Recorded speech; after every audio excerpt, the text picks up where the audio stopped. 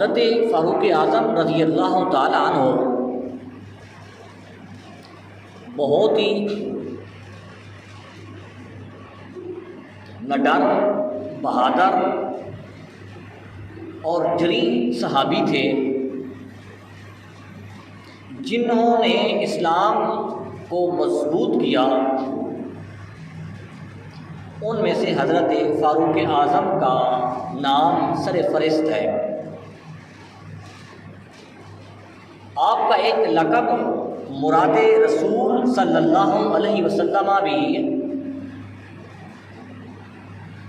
کہ رسول اکرم صلی اللہ علیہ وسلم کی خواہش تھی، آپ کا یہ ارادہ تھا اور آپ نے دعا بھی مانگی کہ الہ العالمین اسلام کو عمر کے ذریعے سے عزت عطا فرما۔ دعا مانگی اللہ کی بارگاہ میں، اللہم اعز الاسلام بعمر بن الخطاب و عمر بن خشاب۔ اب رسول اکرم صلی اللہ علیہ وسلم نے دو عمر میں سے ایک عمر کی خواہش کی اسلام کی مضبوطی کے لیے، چونکہ عرب میں بڑے ایک سرداری نظام تھا، قبائلی نظام تھا، بڑے لوگوں کی باتوں کو لوگ زیادہ فالو کرتے تھے، ان پر عمل کرتے تھے۔ تو اس مناسبت سے رسول اکرم صلی اللہ علیہ وسلم نے دو عمر میں سے ایک عمر اللہ کی بارگاہ سے مانگا، اور اللہ کی بارگاہ میں جو دعا قبول ہوئی وہ عمر بن خطاب رضی اللہ تعالیٰ عنہ کی۔ حضرت عمر بن خطاب رضی اللہ تعالیٰ عنہ عام صحابی نہیں ہیں، امیر المومنین کا لقب ہی حضرت عمر بن خطاب رضی اللہ تعالیٰ عنہ سے شروع ہوا، اور عمر ہی وہ تاریخ اسلام کے پہلے خلیفہ ہیں جنہوں نے ایک بے مثال، عمدہ اور عدل پر مبنی حکومت کی تاریخ اسلامی میں ایک ایسی مثال قائم کی۔ آج بھی دنیا کے بڑے بڑے ڈیموکریٹک اور جمہوریت کے علم بردار، گڈ گورننس کا دعویٰ کرنے والے مغربی ممالک بھی حضرت عمر جیسی حکومت کرنے سے اور اس جیسی مثالیں لانے سے قاصر ہیں۔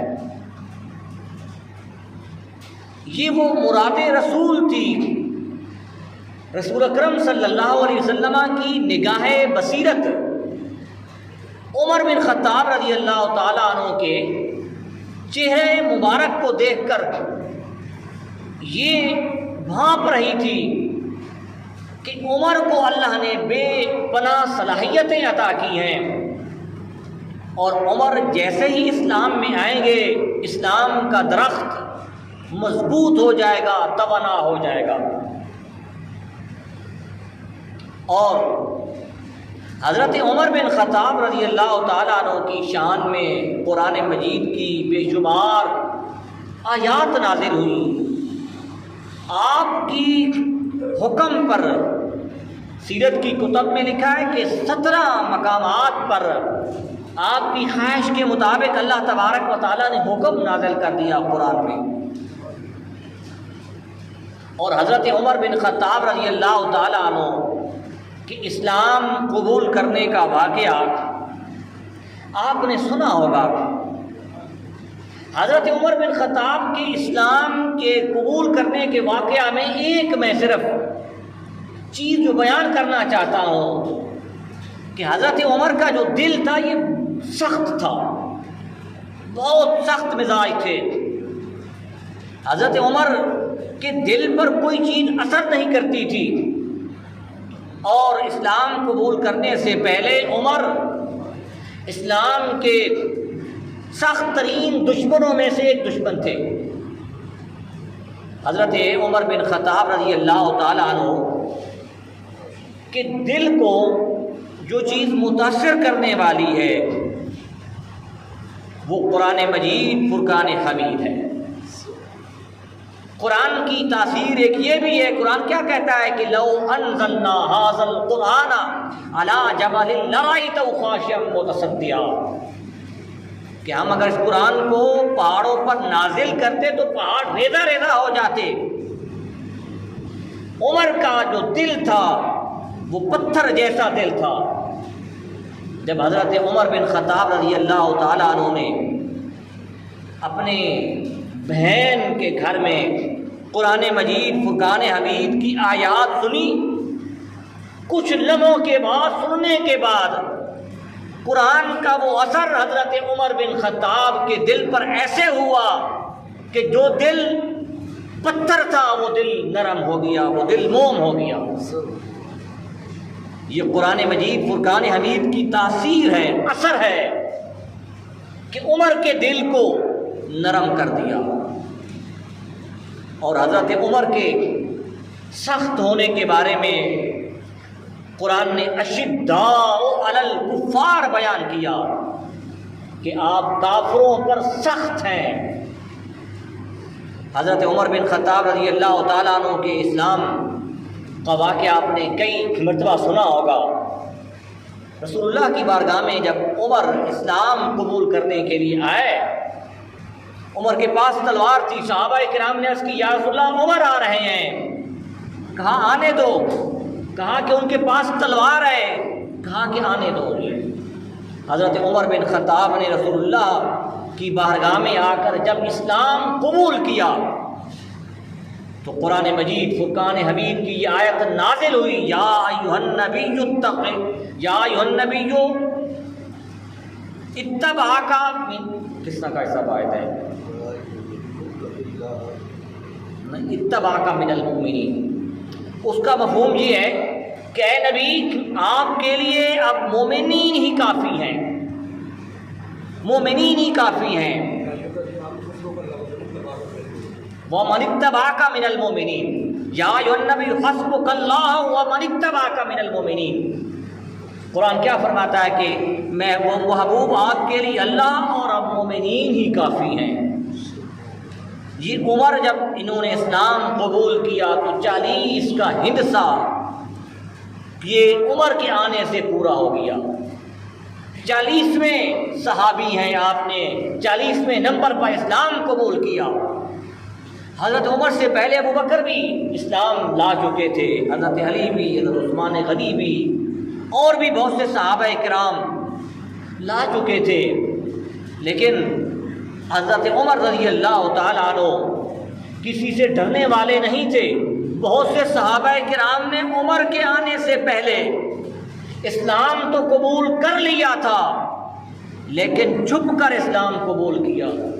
حضرت عمر نے جب اسلام قبول کیا، اللہ نے فرمایا محبوب آپ کے لیے مومنین ہی کافی ہیں، تو پھر وہ جو چھپے ہوئے مسلمان تھے وہ بھی سامنے آ گئے کہ اب عمر نے اسلام قبول کر لیا۔ حضرت عمر کے اسلام قبول کرنے سے پہلے حرم کعبہ میں نماز پڑھنے کے لیے کوئی نہیں جاتے تھے۔ حضرت عمر آئے، حضرت عمر نے اعلان کر دیا کہ عمر آج کعبہ میں اللہ کی توحید کا علم بلند کرنے کے لیے جا رہے ہیں، ہے کوئی عمر کا مقابلہ کرنے کے لیے؟ حضرت عمر رضی اللہ تعالیٰ عنہ کو یہ شرف بھی ایک حاصل ہے کہ آپ سفیر ہیں۔ زمانہ جاہلیت میں اسلام قبول کرنے سے پہلے مکہ کی سفارت حضرت عمر بن خطاب کرتے تھے، اور اسلام قبول کرنے کے بعد بھی وہ سفیر اسلام ہیں۔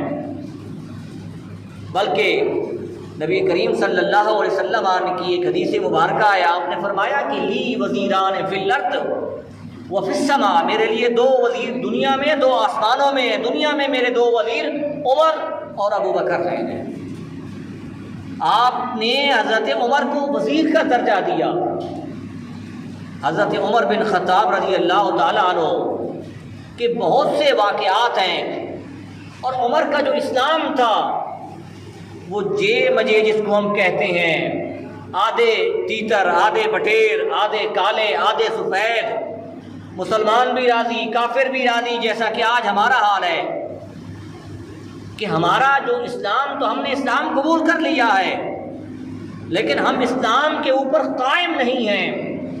جب بھی کوئی مشکل وقت آتا ہے تو پھر کیا ہے کہ ہم دوسرے غیر مسلموں سے بھی ہاتھ ملا لیتے ہیں، ان کے ساتھ پھر بیٹھ بھی جاتے ہیں، اسلامی احکامات پر کمپرومائز بھی کر لیتے ہیں۔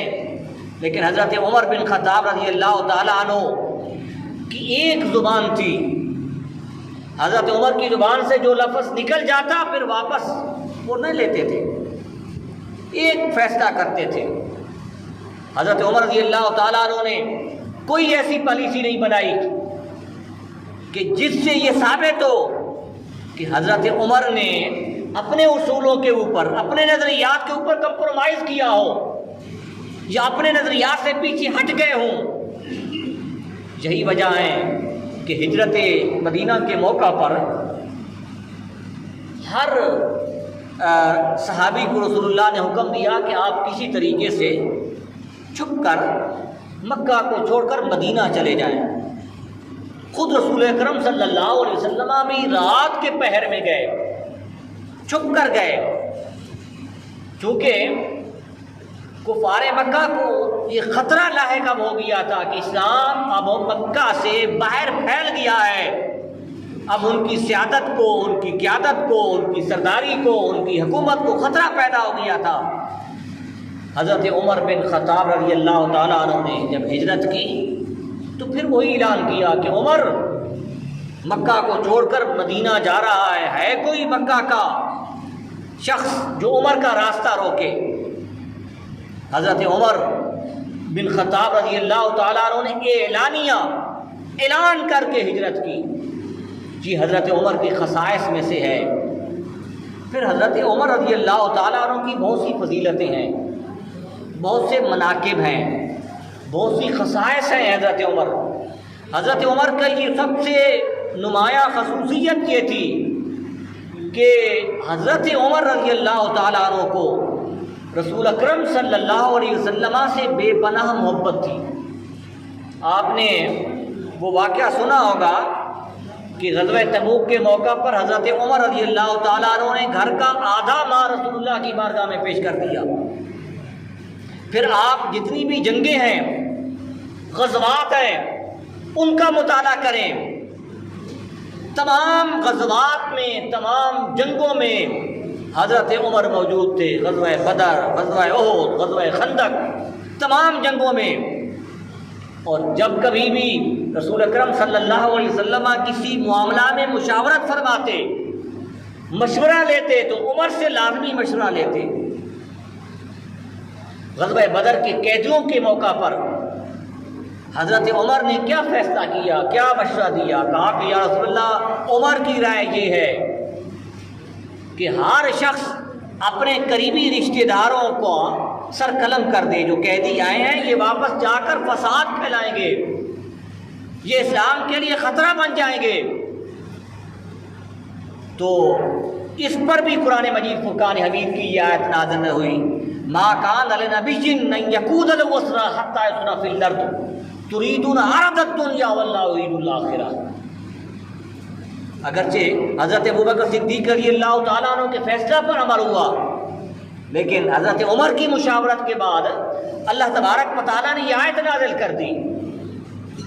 ایک شخص اور ایک یہودی شخص، یہ بھی مشہور واقعہ آپ نے سنا ہے کہ رسول اکرم صلی اللہ علیہ وسلم کی بارگاہ میں فیصلہ لے کر گئے، نبی کریم صلی اللہ علیہ وسلم نے غیر مسلم کے حق میں فیصلہ کر دیا۔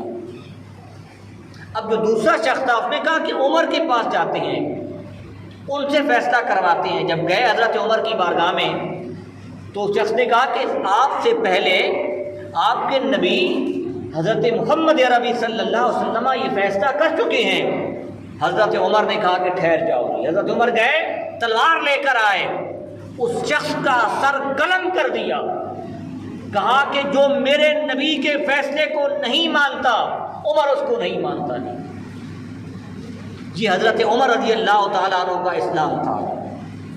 پھر آئے حضرت عمر رضی اللہ تعالیٰ عنہ نے جب حکومت سنبھالی، اس حکومت کے بہت سے کارنامے ہیں۔ حضرت عمر فاتح بیت المقدس بھی ہیں، ہمارا قبلہ اول کو آزاد کرنے والے حضرت عمر بن خطاب ہیں۔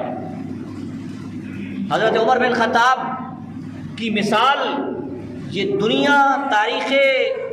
دنیا کی تاریخ میں ایسی مثال نہیں ملتی جو آپ نے بیت المقدس کے چابیوں کے لینے کے موقع پر آپ نے قائم کی۔ انہوں نے کہا کہ خلیفہ خود آ کر ہم سے چابیاں لے، بیت المقدس کی چابی ایک بہت بڑا اعزاز ہے، ایک بہت بڑا شرف ہے۔ عیسائیوں نے کہا کہ ہم یہ چابی دینے کے لیے تیار ہیں، لیکن ہمارے پاس خود خلیفہ امیر المومنین حضرت عمر بن خطاب آ کر یہ لیں۔ حضرت عمر بن خطاب کو جب یہ پیغام ملا تو حضرت عمر بن خطاب نے بھی بیت المقدس کی محبت میں اور بیت المقدس کی شان اور اعزاز اور اکرام کے لیے آپ مدینہ سے چلے بیت المقدس کی طرف۔ آپ کے ساتھ ایک غلام تھا، ایک اونٹ تھا۔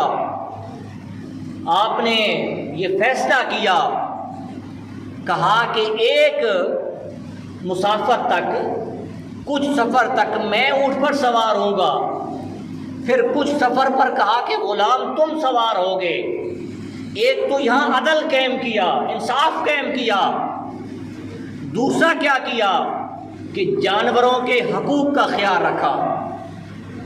آج ہم جانوروں کے اوپر ظلم کرتے ہیں، حضرت عمر نے اونٹ پر 2 شخص نہیں بٹھائے، ایک شخص بٹھایا، اور پھر جو اپنے محتاط عملہ ہے، غلام ہے، نوکر ہے، اس کے ساتھ کیا سلوک کیا، اس کو کتنا پروٹوکول دیا، کتنی عزت دی۔ کہا کہ چند کلومیٹر پر تم اونٹ کے اوپر سوار ہوگے، میں اونٹ کی لگام پکڑوں گا، پھر کہا کہ میں سوار ہو جاؤں گا، پھر تم اونٹ کی لگام پکڑو گے۔ اس طریقے سے باریاں مقرر کر دی۔ بیت المقدس میں حضرت عمر بن خطاب رضی اللہ تعالیٰ عنہ کا انتظار کیا جا رہا تھا کہ مسلمانوں کے خلیفہ آ رہے ہیں، امیر المومنین آ رہے ہیں، 22 لاکھ تقریباً مربع میل پر حکومت کرنے والے عمر آ رہے ہیں۔ لوگوں کو بڑا شدت کے ساتھ انتظار تھا کہ عمر آ رہے ہیں، ڈر تھا، کیونکہ حضرت عمر کا نام سن کر ہی بہت سے لوگوں کے دل کانپ جاتے تھے۔ جب مسلمانوں کے خلیفہ بیت المقدس کے شہر میں داخل ہوئے تو عالم کیا تھا کہ حضرت عمر بن خطاب نے اونٹ کی لگام پکڑی ہوئی ہے اور آپ کے ساتھ جو غلام تھا وہ اونٹ کے اوپر سوار ہے۔ لوگوں نے کہا کہ اونٹ کے اوپر جو شخص سوار ہے یہ عمر ہے۔ جب لوگ اس سے ہاتھ ملانے کے لیے گئے تو اس غلام نے کہا کہ عمر یہ ہے جس نے لگام پکڑی ہوئی ہے۔ یہ وہ عمر تھے کہ حضرت عمر نے ایسی مثال قائم کی جو آج بھی تاریخ میں کوئی شخص ایسی مثال نہیں قائم کر سکتا، نہ دے سکتا ہے۔ اس عالم میں جب حضرت عمر داخل ہوئے، پھر حضرت عمر رضی اللہ تعالیٰ عنہ کے پاس بڑے بڑے لوگ آئے۔ ایک شخص آیا، ایک سفیر آیا، اس نے پوچھا کہ عمر کا محل کہاں ہے؟ لوگوں نے کہا کہ وہ تو گلیوں میں چلتے پھرتے ہیں۔ کہا کہ کہاں ملیں گے؟ کہا کہ مسجد میں ملے گئے۔ حضرت عمر مسجد نبوی کے سامنے ایک درخت کے نیچے سو رہے تھے۔ ایک روایت میں ہے کہ سر کے نیچے اپنا بازو رکھا ہوا تھا، سو رہے تھے جی۔ اور وہ شخص جب آپ کے پاس پہنچا تو وہ ڈر رہا تھا ہیبت سے جی۔ اس نے جملہ بولا ہے، اس نے کیا کہا؟ عدلتا نمتا، اے عمر تو نے انصاف کیا، اب انصاف کے ساتھ سکون کے ساتھ سو رہا ہے جی۔ حضرت عمر نے انصاف قائم کیا۔ ایک مرتبہ مدینہ طیبہ کی زمین کے اوپر زلزلہ آ گیا۔ حضرت عمر نے مدینہ طیبہ کی زمین کے اوپر اپنا آسا مارا اور کہا کہ کیا عمر تمہارے اوپر انصاف نہیں کر رہا؟ یہی وجہ ہے کہ حضرت عمر کو عادل اعظم کہا جاتا ہے، بڑے منصف۔ کیسا انصاف کیا؟ کہ ایک خلیفہ کے بیٹا نے، ایک گورنر کے بیٹا نے، غالباً ان کا نام حضرت عمر تھا، ان کے بیٹے نے کسی ایک عام شخص کو مار دیا۔ حضرت عمر نے خلیفہ کو بلایا، اس کے سامنے اس کے بیٹے کے درے لگوائے۔ گورنر تھا، آج کون ہے ایسی مثال قائم کر سکتا ہے؟ حضرت عمر رضی اللہ تعالیٰ عنہ نے بہت سی مثالیں قائم کی۔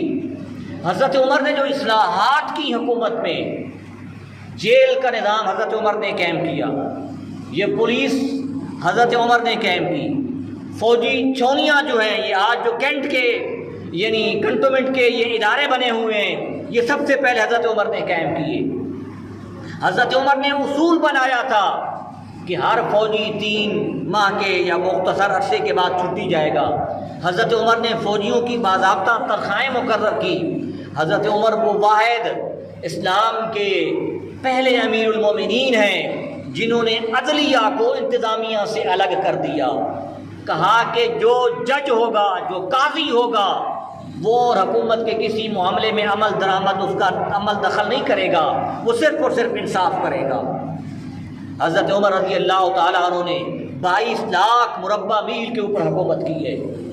حضرت عمر کے دور میں بہت سے علاقے فتح ہوئے۔ ایران جو اس وقت دنیا کی سپر پاور طاقت تھی، حضرت عمر کے دور میں فتح ہوئی، اور اسی دور میں مسلمانوں کے پاس بے پناہ جو ہے وہ مال آیا، سونا اور چاندی آیا۔ حضرت عمر رضی اللہ تعالیٰ عنہ نے وہ انصاف کے مطابق سب صحابہ میں تقسیم کیا۔ حضرت عمر رضی اللہ تعالیٰ عنہ کے بہت سے کارنامے ہیں۔ حضرات محترم، ضرورت اس امر کی ہے کہ آج ہم حضرت عمر جیسا اسلام اپنے دل میں پیدا کر سکیں۔ حضرت عمر کا اسلام جو میں نے کہا تھا کہ وہ مستقل مزاج تھے، وہ اپنے دین پر قائم رہنے والے تھے، وہ ڈگمگانے والے نہیں تھے، وہ کسی کے ساتھ کمپرومائز کرنے والے نہیں تھے۔ حضرت عمر رضی اللہ تعالیٰ عنہ جو ان کے دل میں بات ہوتی زبان پر وہی ہوتی، منافقت ان کے اندر نہیں تھی۔ آج ہمارے اندر منافقت ہو گئی ہے، ہم اندر سے کچھ ہیں، باہر سے کچھ ہیں۔ دعا فرمائے کہ اللہ تبارک و تعالیٰ ہمیں سیرت فاروق اعظم رضی اللہ تعالیٰ عنہ پر عمل کرنے کی توفیق عطا فرمائے۔ دوسرا یہ ہے کہ انشاءاللہ عزیز آپ کی جامع مسجد میں تقریباً چاند ابھی نظر نہیں آیا، 5 محرم الحرام اگلے جمعہ کو یہاں شہادت حضرت امام حسین رضی اللہ تعالیٰ عنہ کی سلسلہ میں ایک پروگرام منعقد ہوگا۔ ان سب میں اور اس پروگرام میں سب حضرات نے شرکت کرنی ہے۔ یہ دینی محافل ہوتی ہیں، ہم اپنے دوستوں کے عزیز و اقارب کے فنکشن میں جاتے ہیں، کوئی ہمیں بلا لیتا ہے تو وہ چلے جاتے ہیں، تو کبھی کچھ تھوڑا سا وقت ہم اللہ کے دین کی خاطر اور ثواب کی نیت سے ہم مسجد میں آ کر اللہ اور اس کے رسول کا، اہل بیت کا، صحابہ کا ذکر سن لیں گے۔